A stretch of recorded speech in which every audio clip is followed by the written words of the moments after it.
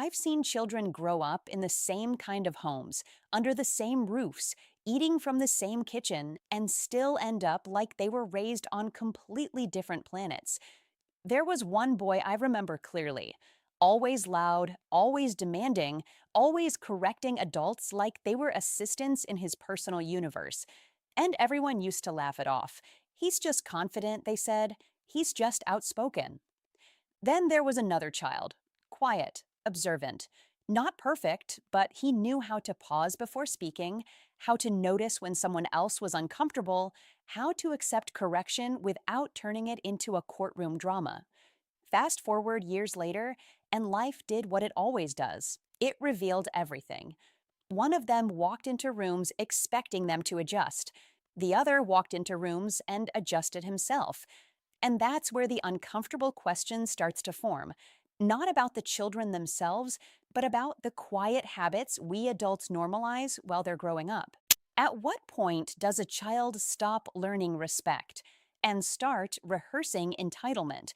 Because here's what most parents never realize: nobody wakes up one day and becomes difficult to deal with. It's taught, slowly, politely, sometimes even lovingly, until it hardens into personality. And if you're not paying attention, you might be raising it without even knowing it.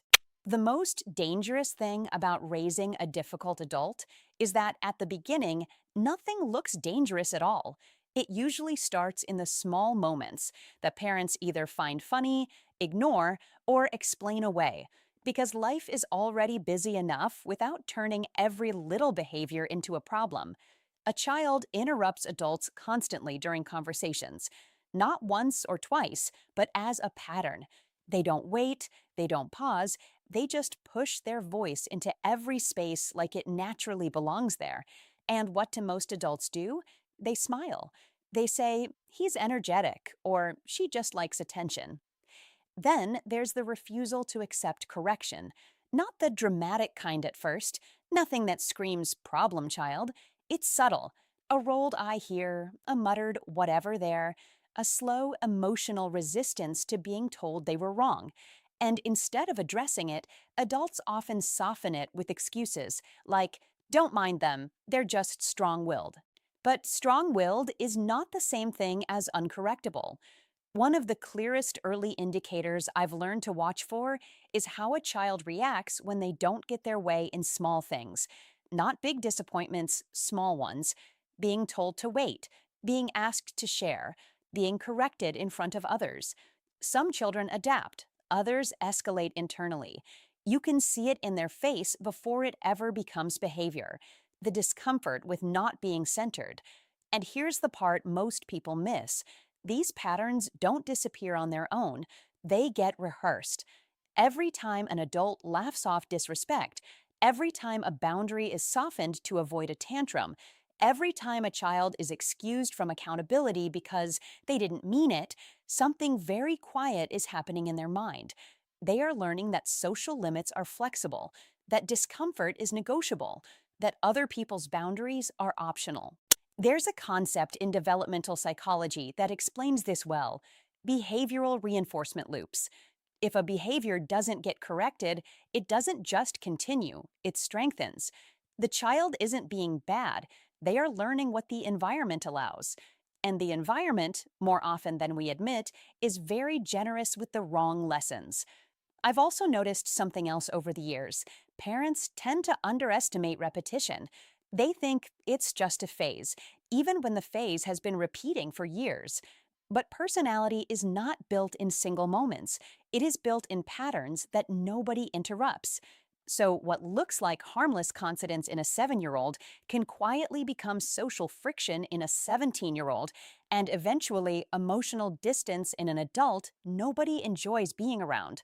And by the time people finally start using stronger words like rude, entitled, or self centered, the habits are already too practiced to feel unnatural to the person living inside them, because they were never stopped when they were still small enough to be shaped gently.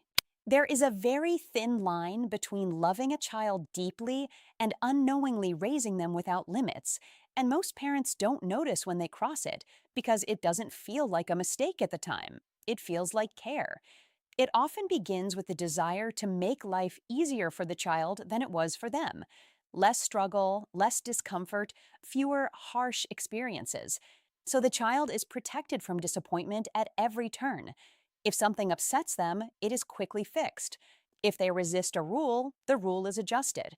If they push back emotionally, the situation is softened until the tension disappears. On the surface, it looks like good parenting. The child is happy most of the time. They are not stressed, not pressured, not exposed to too much frustration. But underneath that comfort, something else is forming quietly. They begin to learn that discomfort is unacceptable. And when discomfort becomes unacceptable, boundaries become negotiable. I've seen children who were never truly allowed to sit with a no. Not a harsh no, not an angry one, just a calm, consistent one. The kind of no that teaches structure. Instead, every refusal was softened, explained away, or reversed after enough persistence. And what the child learns in that environment is very simple. Persistence doesn't meet resistance, it meets revision. That is where entitlement begins to take shape, not as arrogance at first, but as expectation. The expectation that life, people, and rules will eventually bend if pushed long enough. Psychologically, this is where frustration tolerance fails to develop properly. A child who is constantly rescued from emotional discomfort never learns how to regulate it internally. So instead of building coping mechanisms, they build dependence on external adjustment. And here's where love unintentionally becomes permission. Permission to interrupt others because their voice matters more in that moment. Permission to ignore correction because it will likely be softened anyway. Permission to treat limits as temporary inconveniences rather than fixed boundaries. The problem is not affection. Children need love, deeply, consistently, unconditionally. The problem is when love removes every friction point that teaches them how reality works, because reality does not adjust itself to comfort people. There is also something emotionally harder for parents to accept. A child does not feel unloved simply because they are corrected. In fact, consistent correction, done calmly and fairly, creates safety. It tells the child the world is structured, you are safe inside limits. But when those limits are constantly moved to avoid emotional discomfort, the child loses that sense of structure. They don't feel protected, they feel unconsciously unchecked. And unchecked behavior doesn't disappear as they grow older, it scales. So by the time they reach environments where love no longer adjusts itself, schools, friendships, workplaces, they experience something confusing. They meet resistance that does not soften for them. And instead of adjusting, they often assume the problem is everyone else. That is usually the first real collision between how they were raised and how the world actually functions. Somewhere along the line, parenting advice quietly shifted from help your child grow to make your child feel exceptional at all times. And on the surface, that sounds harmless, even positive. Who doesn't want a child who feels confident? But confidence without calibration is where things start to drift. I've watched children grow up in environments where praise was constant, immediate, and often disconnected from actual behavior, not because the child achieved something meaningful, but because the adult wanted to reinforce positivity, avoid discouragement, or simply keep the peace. You're amazing. You're the smartest. You can do no wrong. At first, it boosts self esteem. The child stands taller, speaks louder, takes up space more freely. But something subtle begins to shift in how they interpret themselves in relation to others. They stop seeing praise as encouragement and start seeing it as identity. And when identity is built primarily on constant affirmation, reality starts to feel like an insult whenever it doesn't agree. In school settings, this becomes very visible. A teacher corrects a mistake, and instead of receiving it as guidance, the child experiences it as disrespect. A peer disagrees with them, and instead of seeing it as normal interaction, it feels like a challenge to their status. This is where the special narrative quietly becomes fragile. Psychologically, this is linked to what researchers often describe as inflated self concept without social grounding. The child develops a strong internal belief in their exceptionalism, but without enough real world feedback loops to test or refine it. So instead of learning, I am capable but still improving, they learn, I am already beyond correction. And that belief creates friction everywhere they go, because society, as it turns out, does not operate on personal exceptionality. It operates on shared rules. And those rules don't bend just because someone has been told all their life that they are extraordinary. What often follows is a very interesting behavioral shift. What used to look like confidence slowly starts to resemble defensiveness. The child begins to push back against correction. They argue more. They dismiss feedback faster. They become uncomfortable in spaces where they are not being affirmed. And from the outside, it can be mistaken for personality. They're just outspoken, or they know their worth. But underneath it, there is often something more fragile, an identity that has never learned how to exist without constant validation. The irony is that true confidence does not collapse under correction. It adjusts, it listens, it absorbs feedback without feeling diminished. But when a child has been repeatedly told they are exceptional without being taught how to handle being average, wrong, or corrected, the first real moments of friction in the world feel almost like rejection. And that's usually when the cracks begin to show, not because the world has changed, but because reality finally stops agreeing with the story they were told about themselves. There is something deceptive about difficult behavior in children. It rarely announces itself with consequences at the same speed it develops.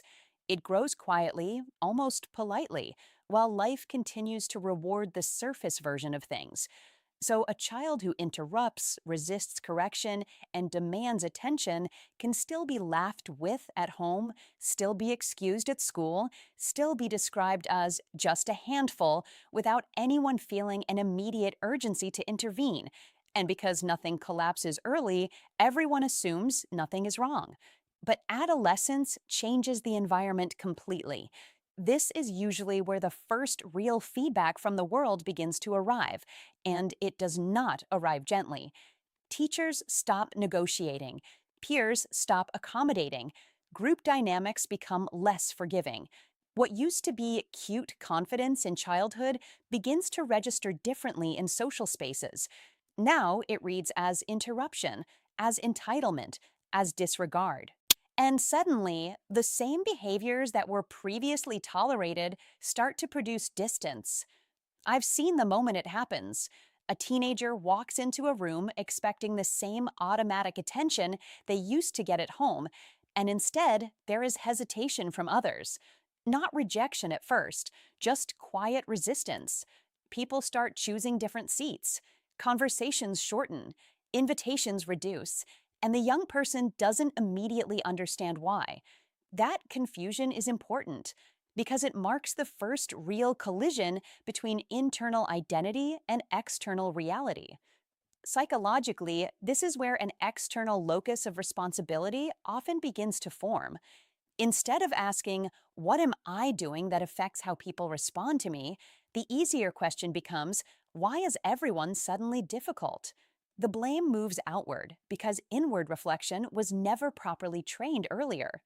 Parents, on the other hand, often enter a different kind of confusion. They begin to notice reports from school, complaints from relatives, subtle social avoidance patterns, and for the first time, they start asking questions they previously avoided. Why doesn't anyone want to work with my child? Why is every teacher complaining? But by this stage, the behavior is no longer experimental. It is established.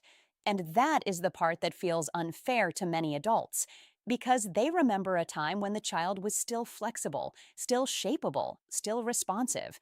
But what they are seeing now is the result of years of uncorrected patterns finally meeting environments that no longer absorb them. The world has effectively become the first consistent disciplinarian, not out of cruelty, but out of structure. And structure does what inconsistent parenting sometimes cannot. It enforces consequences that do not negotiate based on emotion. So, what used to be a personality quirk becomes a social limitation. What used to be excused becomes noticed. What used to be softened becomes resisted. And the most painful realization for many parents is this: the world is not correcting the child because it is harsh. It is correcting the child because no one corrected the pattern early enough for it not to become a problem later. That is the quiet cost of delayed feedback. It does not disappear, it just shows up later when it is harder to reshape. At this point in the conversation, most people expect a dramatic solution, something strict, something forceful, something that fixes behavior overnight. But raising emotionally grounded children is not about intensity. It's about consistency that doesn't negotiate with convenience. The truth is, most of the traits people later describe as difficult adults are not corrected with more shouting, more punishment, or more emotional distance. In fact, those often make things worse. What actually works is far less dramatic and far more disciplined on the part of the adult. It begins with boundaries that do not move, not harsh boundaries, not emotional ones, just clear, predictable limits that stay in place even when the child resists them. A child doesn't need endless freedom to feel loved. They need structure that remains stable even when they push against it. Because pushing against limits is normal, it's how they learn where reality begins. The problem is not the pushing, it's what happens afterward. When a child learns that persistence leads to surrender, they are not learning negotiation skills. They are learning that rules are flexible under pressure, and that lesson follows them far beyond childhood. Another critical element is how correction is delivered. Many adults swing between two extremes, either too emotional or too absent. But the most effective correction is calm, immediate, and connected to behavior, not identity. You are being disrespectful right now lands very differently from you are disrespectful. One addresses action, the other defines character, and children internalize both very differently. Then there is something even more uncomfortable for many parents: allowing discomfort to exist, not fixing every emotional reaction, not rescuing every frustration, not stepping in immediately when a child experiences disappointment. Because frustration tolerance is not inherited, it is trained. A child who is never allowed to sit with no in a healthy, structured way will struggle to handle any form of limitation later in life, not because they are weak, but because they were never given the opportunity to build emotional endurance. And perhaps the most overlooked element of all is teaching empathy as a skill, not a feeling. Many adults assume children just know how to consider others. They don't. It has to be repeatedly modeled and asked for. How do you think that made them feel? What happens when you interrupt like that? What would you expect if someone did that to you? Over time, this builds a mental habit of perspective taking. And here is the uncomfortable but honest conclusion: raising emotionally considerate adults is not about eliminating mistakes. It is about correcting them early enough that they don't become identity. Because once behavior becomes identity, correction feels like attack. But when behavior is still fluid, still guided, still shaped, it can be redirected without resistance becoming personality. In the end, the goal is not perfection. It is awareness, accountability, and the quiet ability to exist in the world without expecting the world to constantly adjust for you. If there is one thing I've learned from watching children grow into adults over the years, it is this: character is not a sudden transformation. It is a slow accumulation of what we consistently allow, excuse, or correct too late. Entitlement doesn't appear overnight, neither does empathy. Both are trained, quietly, daily in the small moments most people overlook. The good news is that it's never really about perfection. It's about awareness, about noticing patterns early enough to shape them instead of explaining them away later. I'm curious, have you ever looked back and realized a behavior that seemed small in childhood became something much bigger in adulthood, either in yourself or someone you know? Share your thoughts in the comments. I do read them, and I may respond personally when I can. If this resonated with you, don't forget to like, share, and subscribe.